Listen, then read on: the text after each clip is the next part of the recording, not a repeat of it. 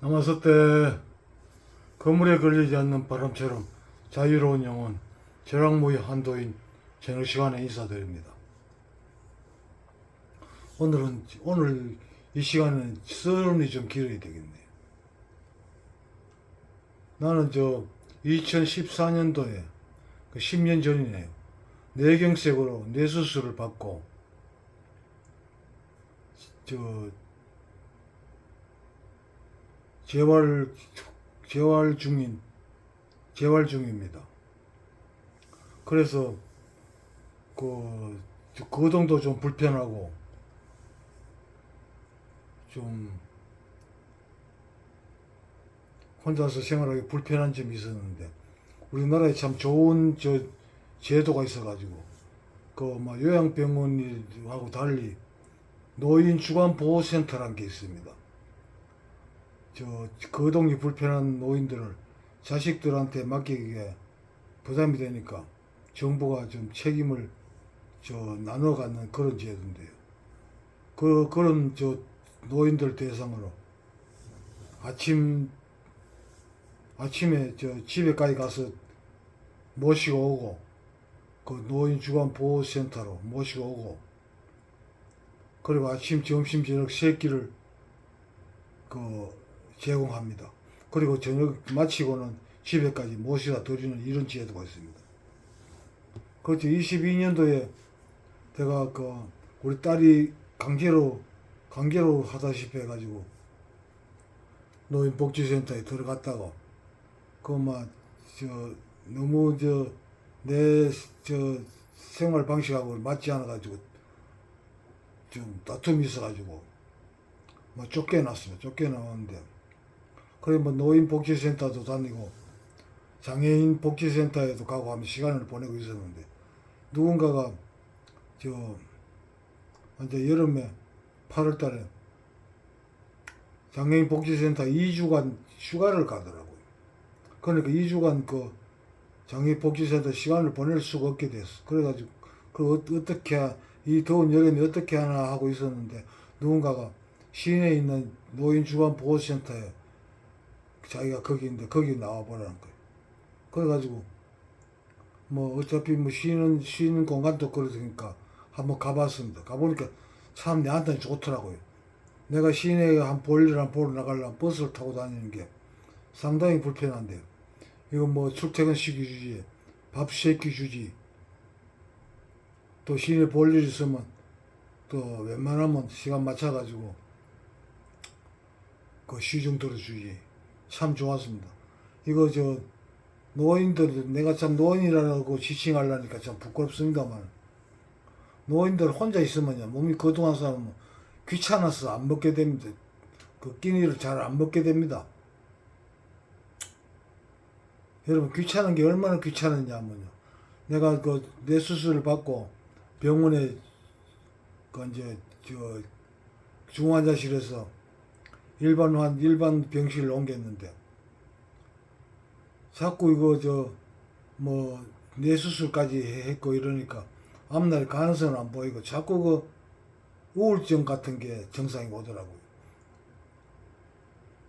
그러면서 문제가, 그래서 담당 의사한테 면담을 시작해가지고 우울증 치료를, 우울증 상담을 받고 약을 먹고 어느 정도 됐습니다. 그 뒤에 문제가 이 귀찮은 게, 사람 몸이 불편하니까 이 귀차니즘이라 그러잖아요.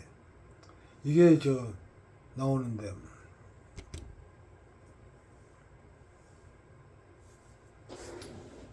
에이 씨발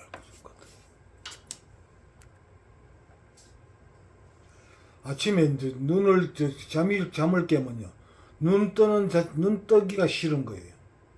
얼마나 귀찮은지. 그걸 극복하기 위해 가지고 나 내 스스로한테 최면을 걸었습니다. 아침에 잠을 깨면 내 자신한테 살아있으면 꿈쩍거려라, 이런 최면을 걸었습니다. 그러니까 계속 그걸 주문 외우듯이 반복을 했죠. 살아있으면 꿈쩍거려라, 살아있으면 꿈쩍거려라. 이걸 계속 반복하니까 뭐 움직이게 지더라고요. 그래가지고 이거 그 과정을 어느 정도 극복했는데 지금도 이제 내가 재활 운동을 열심히 하고 해가지고 상당히 좋아졌는데 이거 건강보험공단에서 원래 재심사를 하면서 이거 거동이 좋다는 이유로 그 노인주간보호센터 그 서비스 받을 수 없다는 판정이 내려온 거예요. 그래가지고 아니 사람이 그 재활 운동을 열심히 해가지고 상태가 좋아진 게 국가의 복지 혜택을 못 받는 조건이 된다는 게 참 너무 충격적이어가지고 그때부터 상당히 지금 또 몸이 좀 나빠지고 있어요. 그래가지고 이제 잘못하면 좀 먹는 것도 귀찮아서 하루에 한 끼 정도 먹고 이런데 또 더군다나 딸 아들이 있습니다만 그 뭐 요즘 연락이 잘 안 되잖아요. 뭐 요즘 저도 또 바쁜데 부담 시켜주기 쉽지도 않고 그러니까 뭐 서로 연락이 잘 안 됩니다. 이에 앞서가지고 작년인가 내가 그 페인트 일을 하면서 아주 각별한 친구가 있었어요. 내가 초보자를 페인트 작업을 할 수 있는 상태로 안내를 해주고 같이 일 다니면서 굉장히 가까운 사이였는데 갑자기 연락이 안 돼요. 그래가지고 이상하다 싶어가지고 페인트 가게에 가서 그 사람 근황을 물었더니 죽었다는 거예요. 그러면서 죽었는데 고독사했다는 거예요. 그 친구 아들이 있는데 멀리 떨어져 있습니다. 우리 애들 같이 구미에 있는데 뭐 자주 연락을 안 하다 보니까 물론 마누라하고는 별거 중인데 뭐 서로 연락 안 하고 있죠. 그러다 보니까 그 친구 술도 좋아하고 이러다 보니까 뭐 먹는 것도 부실하고 이러다 하니까 아마 혼자서 고독사한 것 같아요. 고독사를 했는데 사망한 줄도 몰랐는데 그 동네 주변에 냄새가 하도 지독해가지고 주민들이 신고를 했어. 그래가지고 권연을 찾아보니까 그 친구가 집에서 고독사 당한 상태였는데 너무 오래돼가지고 시신이 너무 심하게 부패가 심해가지고 수습한 사람들이 상당히 애를 먹었다는 그런 이야기를 들었습니다. 그런데 내가 지금 이런 형편을 처하면서 야 이거 고독사라는 게 남의 일이 아니구나. 금방 내한테도 올 수 있는 일이다. 난 자꾸 요즘 와가지고 먹는 게 귀찮아지거든. 원래 명상을 하고 이러다 보니까 먹는 데는 막 죽지 않을 정도만 먹으면 된다 이렇게 생각하고 있는데다가 또 나 귀찮고 또 먹을 게 변변찮고 이러니까 자꾸 안 먹게 되는 거예요. 나도 막 이런 식으로 있다가는 그 친구가 같이 고독사를 할지도 모른다는 그런 생각이 두려움으로 오게 되더라고. 뭐 두려워할 거이 없지요. 뭐 솔직히 뭐 죽을 때 되면 죽으면 되는데. 근데 내가 두려워하는 거는 내 아들 딸 내 이쁜 며느리한테 내가 고독사 당해가지고 그 시신이 썩은 그 시신을 보이고 싶지 않다는 겁니다. 난 그게 두려운 겁니다. 그리고 고독사 문제를 가지고 뭐 면사무소도 찾아가고 이래가지고 지금 요즘 이제 추석 명절이 돼가지고 이제 연락 막 행정기관하고는 거리가 멀어졌고 추석 지난 뒤에는 방법을 한번 찾아봐야지요. 이제 이 고독사라는 문제가 내한테는 보통 심각한 문제로 다가온 게 아닙니다. 그럼 오늘은 이제 내가 지난 봄까지 위에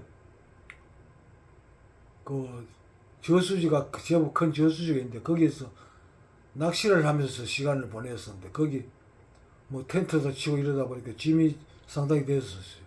근데 그 자리가 남해 산소 앞이었어요. 그래가지고 그 산소 주인이 좀 벌초도 하고 명절도 보내야 되니까 좀 치워달라고 해요.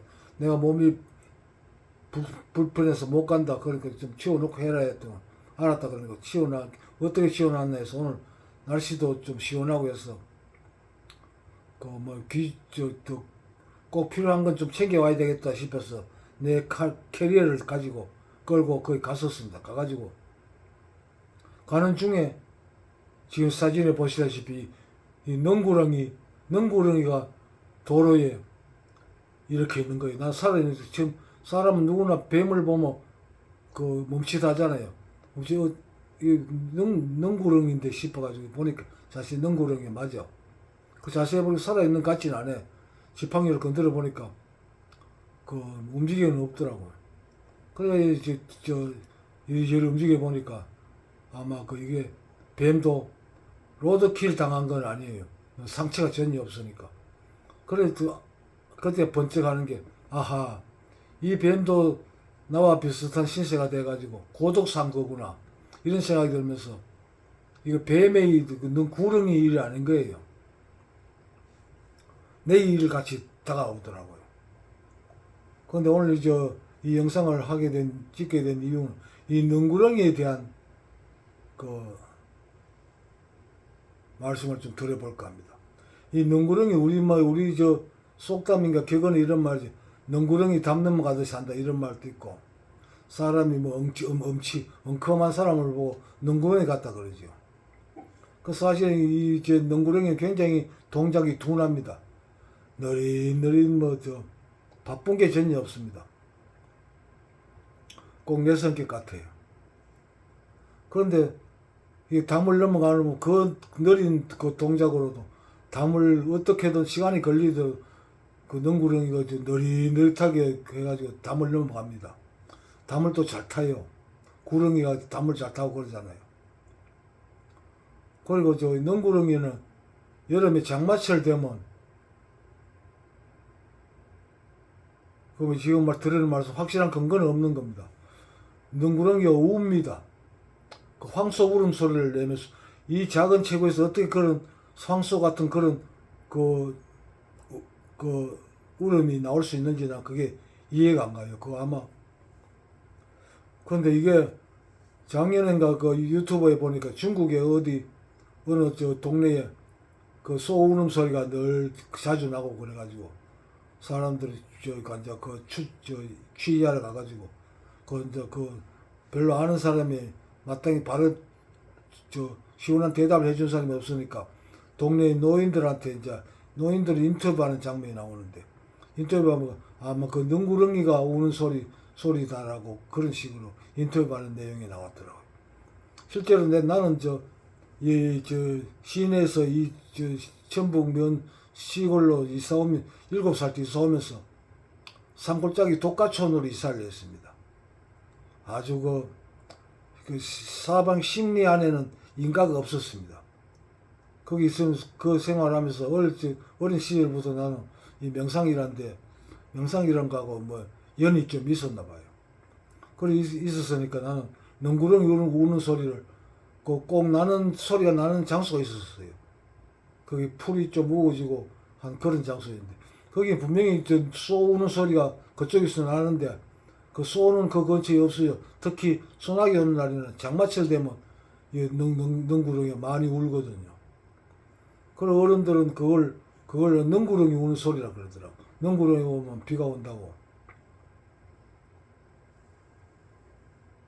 근데 도대체 요거는 아마 청년기 정도 되는 그 성체 같은데 뭐 컸다 치더라도 인터넷에 보니까 길이가 1m 20 정도 크기랍니다. 이 체구에서 어떻게 그런 우람한 소리가 나올 수 있는지 난 도대체 이해가 안 갑니다. 그리고 그 느릿느릿하면서 지 볼일을 다 보는 능구렁이.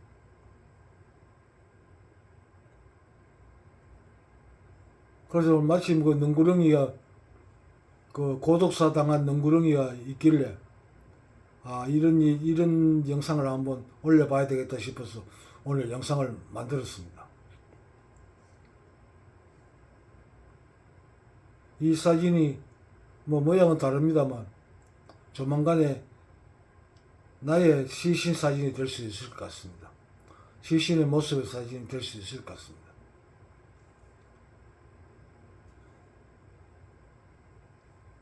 그래서 오늘 영상을 한번 올렸습니다. 여러분 감사합니다. 남았을 때 좋은 명절 보내세요.